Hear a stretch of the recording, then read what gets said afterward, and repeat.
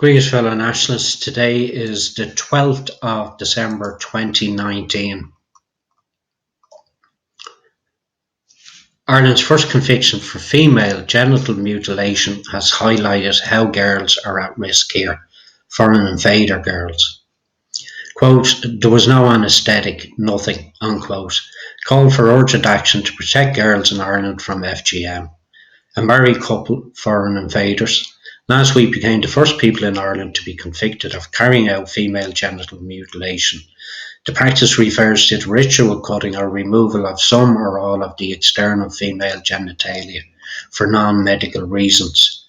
The mother and father had denied allowing FGM to be carried out on their daughter, who was just under 2 years old at the time, in September 2016.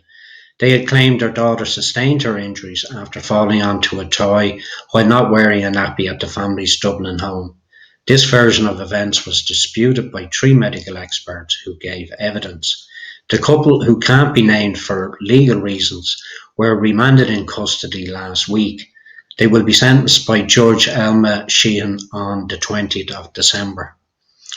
FGM has been illegal in Ireland since 2012 and, upon conviction, carries a maximum sentence of 14 years. The verdict of the trial was welcomed by advocates as a signal that Ireland does not tolerate FGM.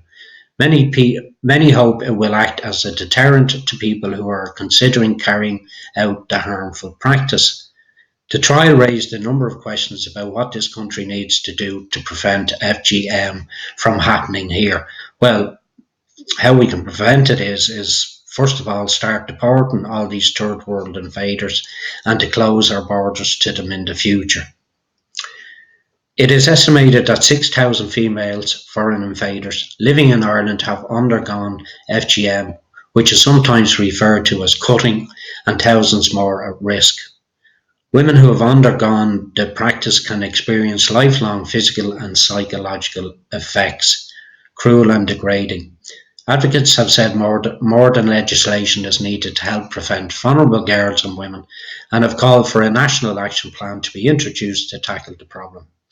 ActionAid Ireland is a member of the National Steering Committee on FGM and has been raising awareness about the practices for many years, holding workshops paid for by the Irish taxpayer for migrants, invaders and asylum seekers, invaders, as part of this process.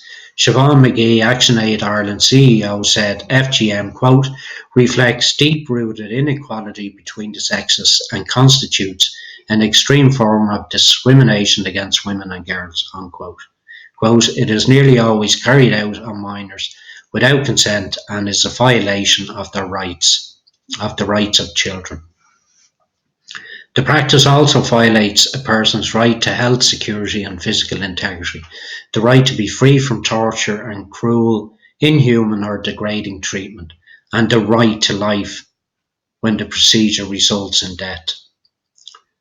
No right to life for the unborn child in Ireland. They actually legalised the murder of the unborn here in Ireland. McGee said she and her colleagues were, quote, deeply saddened, unquote, by the recent court case. She said, quote, it represents a failure to prevent the practice taking place in the state, unquote, and highlights, quote, urgent, unquote, need for action. Irish Aid tweet, Taoiseach Simon Coveney was in court today with Action Aid Ireland and Akidwa. Congratulations, I probably didn't pronounce that correctly, but anyway, congratulations graduates of the AFTER programme. This project contributes invaluable work against FGM/C, I presume they're referring to circumcision, through empowerment and rejection. And by the way, it's the Irish taxpayer that is funding all this anti-FGM campaign. She told the journal.ie that while the prospect of prosecution should act as a deterrent, legislation is, quote, not enough to address and stop the harmful practice of FGM. Unquote. Quote, it is mostly vulnerable women and girls who are at risk, and it is the responsibility of the state to protect them from harm, unquote. The responsibility of the state is to the Irish people, not to foreign invaders. McGee said, quote, a preventative and holistic approach, unquote, is needed to eliminate FGM in Ireland. Quote, this is done by working with women, men, girls and boys from communities where FGM, circumcision, is part of their tradition, raising awareness and empowering them to reject the practice, unquote. She said there is also a need to develop a coordinated programme that will equip frontline service providers such as the Gardaí, social workers, teachers and nurses, unquote, with the tools to be able to recognise cases where a child is at risk of FGM circumcision and to know how best to respond in that instance, unquote. It's about controlling women. Fiona Coyle, director of the End FGM European network, agrees that more than just legislation is needed. Quote, the law alone will not end FGM, unquote, Coyle said, agreeing that a more holistic approach is needed. Speaking to the journal.ie, Coyle said, quote, the key thing is community voices. If you don't invite the very people among whom you're trying to bring about change, you're already losing that battle. You can have all the nice policies and legislation in the world, but if you haven't begun to consult with people about why it is done, sadly it's a losing battle. A lot of women who are living with the physical and psychological effects of FGM say there is, quote, a huge lack of understanding by professionals and the general public about FGM, what FGM is. Of course not, because it's unheard of here in Ireland, female genital mutilation. Coyle agrees that National Action Plan is the right approach, noting that similar initiatives in countries such as Finland and Portugal have been successful. I doubt that very much.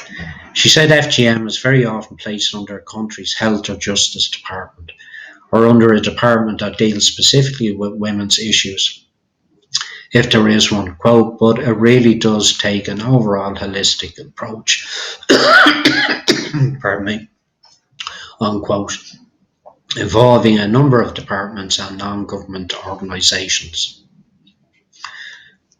Tweet from Fiona Coyle, today Ireland sees its first FGM prosecution.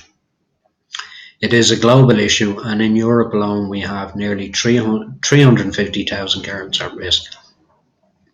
A law alone will not end FGM. To protect girls, we also need investment in prevention, including engagement with communities.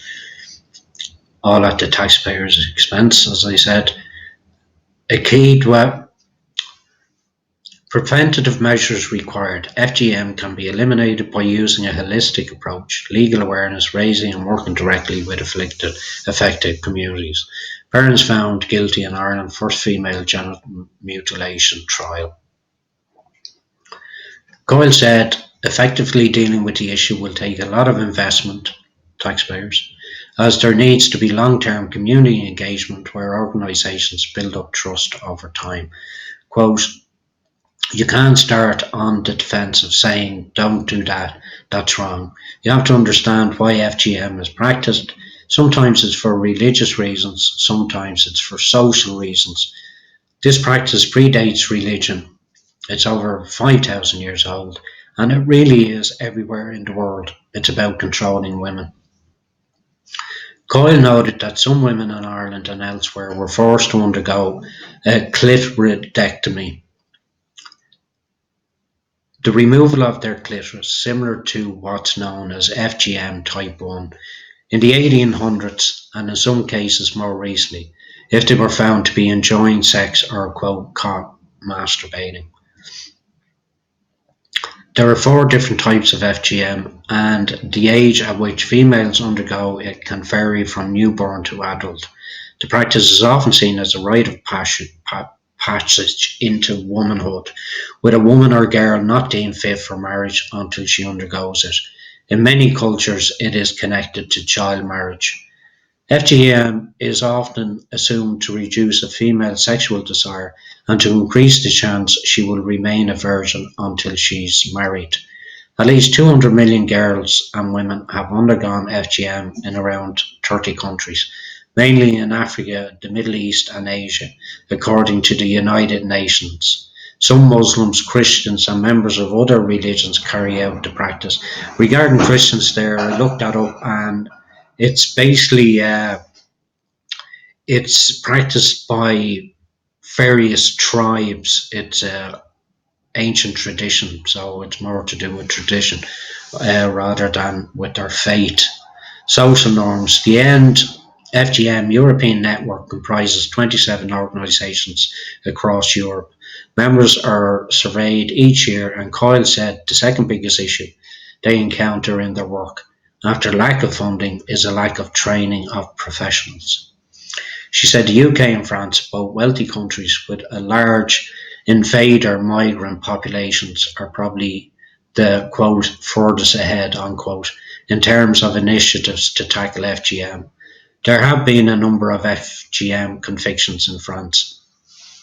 However, despite being outlawed there since 1985, the first conviction in the UK only happened earlier this year after a number of failed cases. Quote, every woman has a different experience.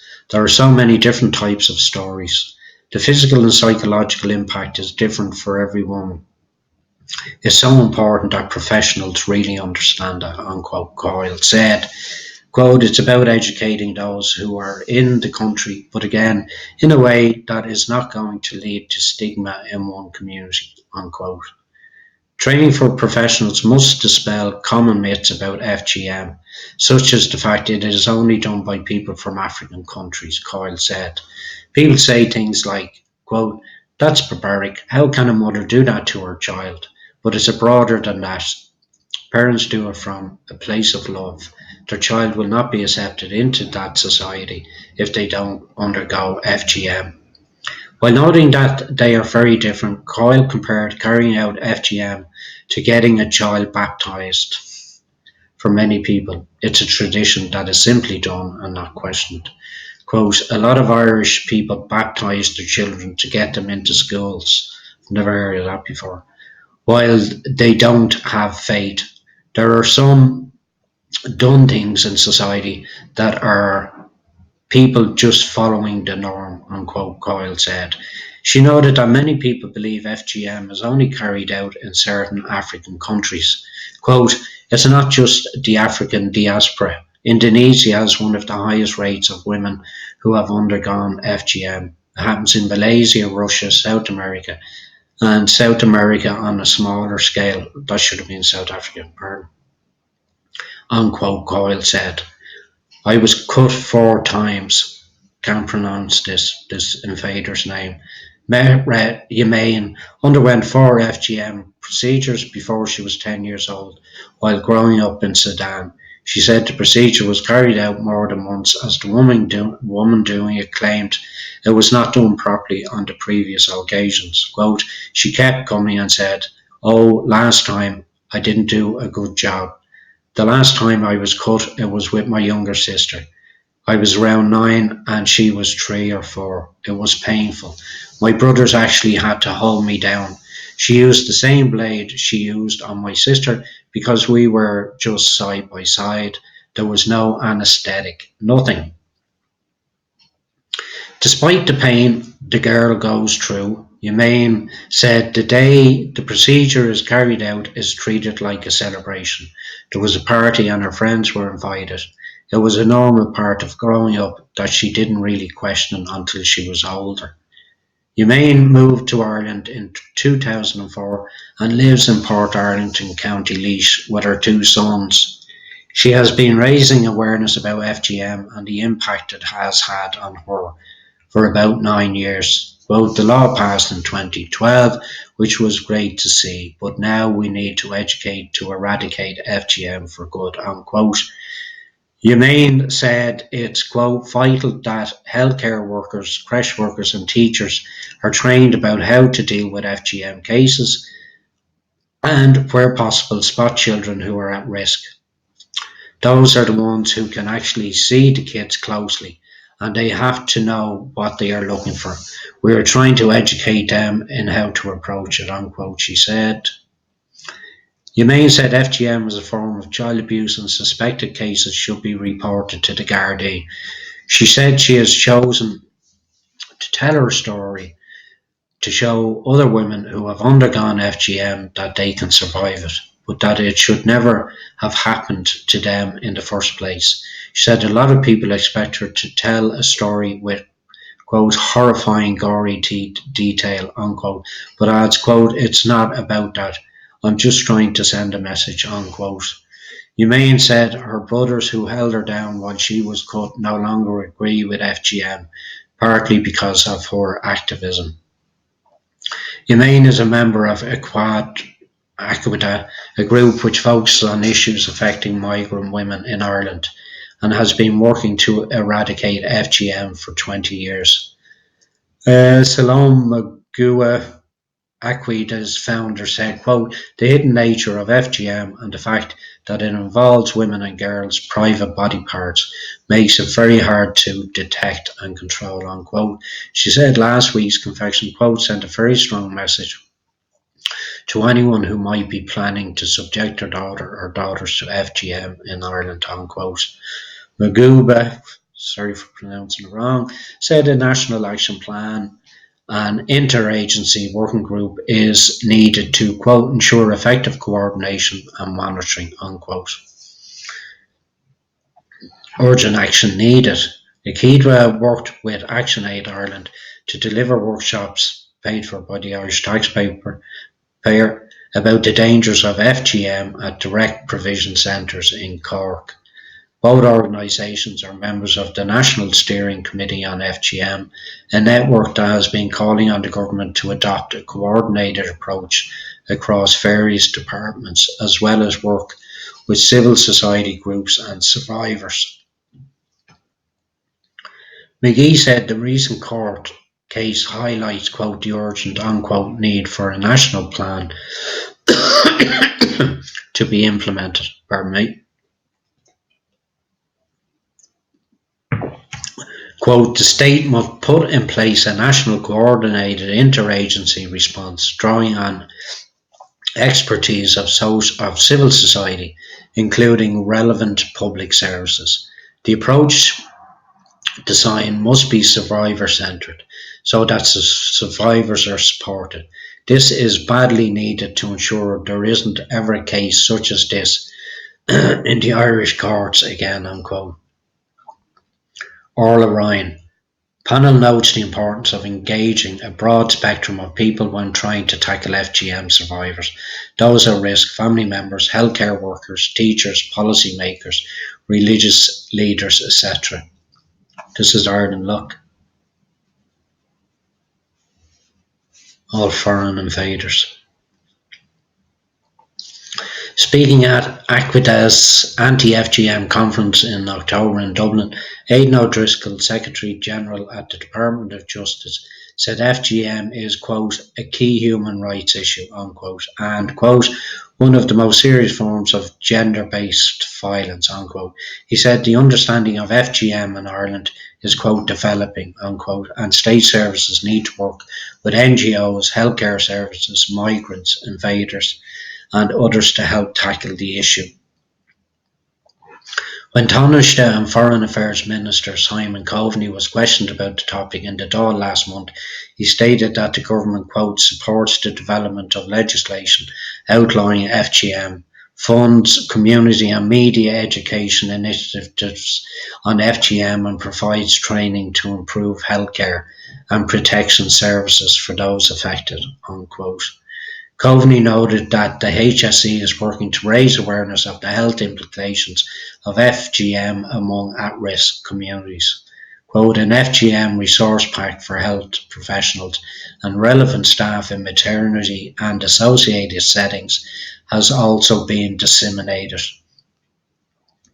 Quote, the HSE also provides funding for a national network of immigrant women to facilitate working with target communities around raising awareness of the illegality of FGM and sharing information about the risks of this practice and the support available for people.